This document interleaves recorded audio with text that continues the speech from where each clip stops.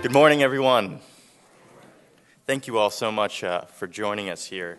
Again, my name is Castro. I'm the Sustainability Director here at the City of Orlando, and myself and the Green Builder team have been working on pulling this event over the last 4 to 5 months, really because we feel that having this early on in 2017 can really set the stage for this coming year, for bold action and for intelligent solutions that we can work together on here in Central Florida and in Orlando that could very much resonate not only across this country but around the world.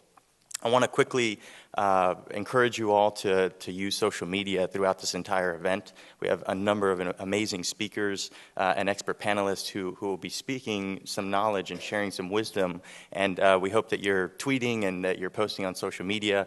We're also using the hashtag OSS17 in order to keep track on everything that's going on. And I wanted to mention that Mayor Dyer sends his regards. We had an urgent event arise this morning, and he's unable to be here today. But I think I could fill his shoes really quickly regarding sustainability. So first of all, wanted to recognize some of our elected officials here in the audience. Mayor Philip Stoddard from South Miami came forward. Thank you very much for coming.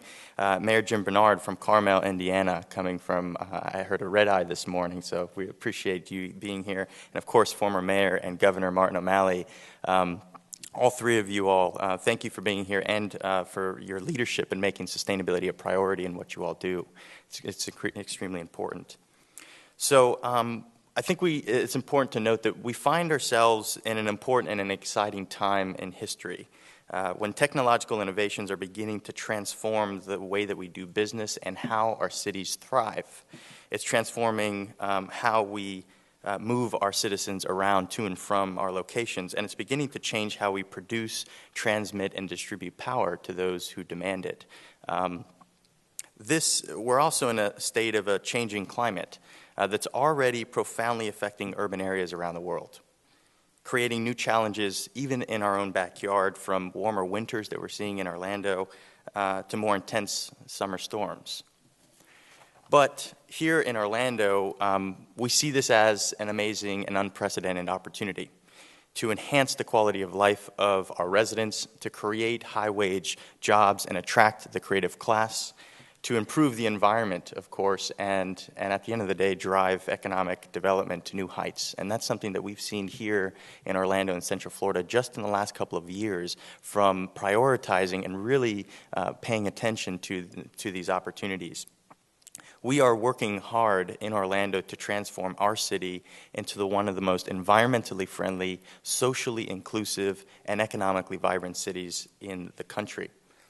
And it was really because of Mayor Dyer's leadership in launching in 2007 what's called GreenWorks Orlando. And it just dawned on me late last night that we are now approaching a decade, 10-year anniversary of the launch of this effort. And over the course of these years, we've seen a lot of success stories, and I'm going to name just a couple of them. One of them is the expansion of multimodal transit, the downtown limo that we have here, which is our bus rapid transit, the Juice bike share program, and of course the Sunrail commuter train that we've been able to enable over the last couple of years.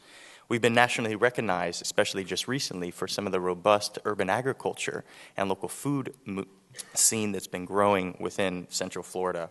We've increased our waste diversion to new rates, increasing recycling not only within our single-family homes, but we're starting to divert organic food waste through a new program that was launched last year.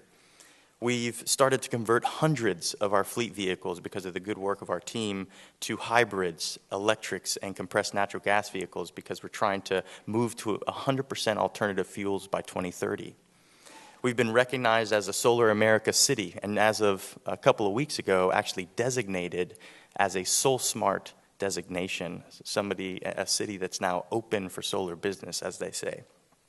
And we've planted tens of thousands of trees to maintain a healthy urban forest and a livable, walkable community throughout our neighborhoods and boroughs. And that's just a few of our efforts, just to name, so you get a general understanding of what our city has been doing to lead the charge on this effort. We also realized that improving the energy and water efficiency of our buildings is one of the most critical goals that we can achieve in order to reach a more social, environmental, and economically sustainable city.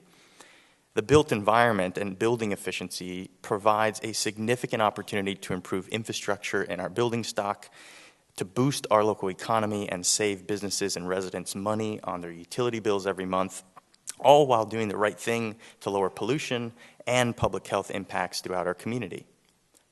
So we've been prioritizing building efficiency as one of our key pillars of sustainability.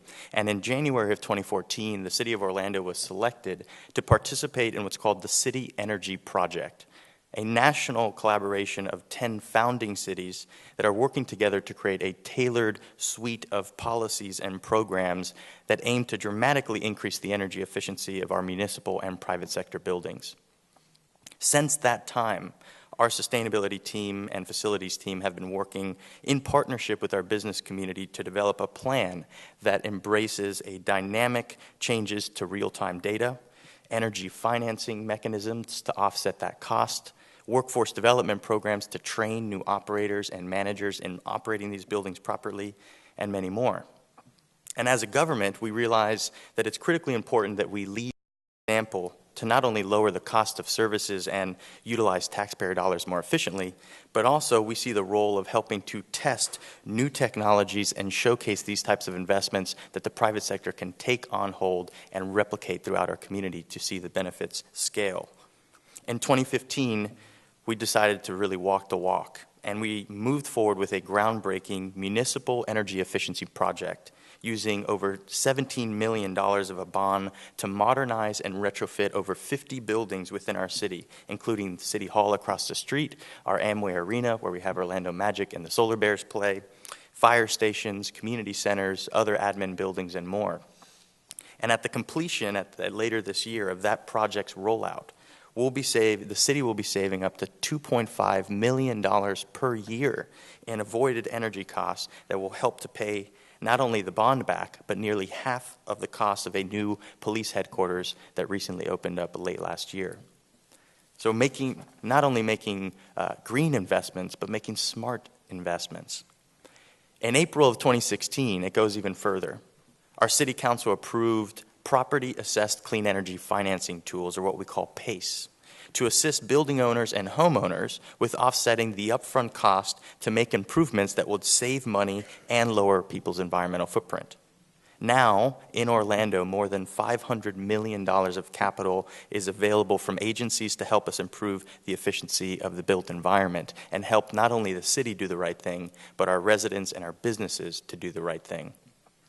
And just 1 month ago, on December 5th, Orlando became the first city in Florida to pass a historic building energy and water efficiency strategy, an ordinance that will require the largest buildings, not only of our municipal, but also the private sector fleet, in the city to report annually their energy and water benchmarking information and make that available publicly to the real estate marketplace.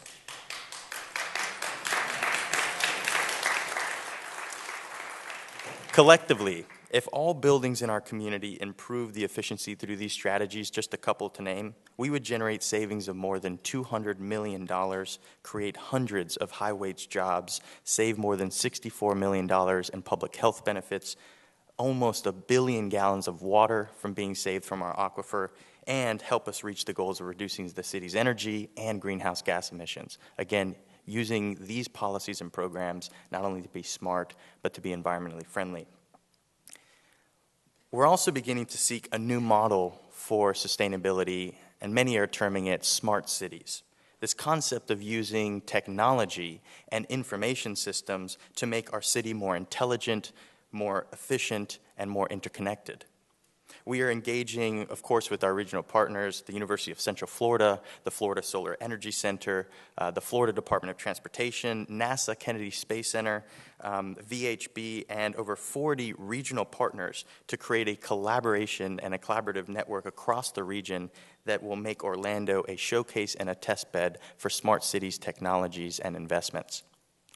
And in addition, in collaboration with UCF and recently the Florida Polytechnic University, we have joined what's called the White House Metro Lab Network, to begin to collaborate on research, development, and deployment of new technologies like smart street lighting, like autonomous and connected vehicles, real-time parking apps, solar carports throughout our city, and much more. It's a very exciting time for not only this city, but many cities across the country as it relates to this. And as we push forward with these technologies, we will also be looking towards the implementation of a smart and sustainable investments like an all-electric bus transit in the downtown limo, and enhancing public safety through the use of real-time data and analytics that will continue to position Orlando as an innovative city in the 21st century.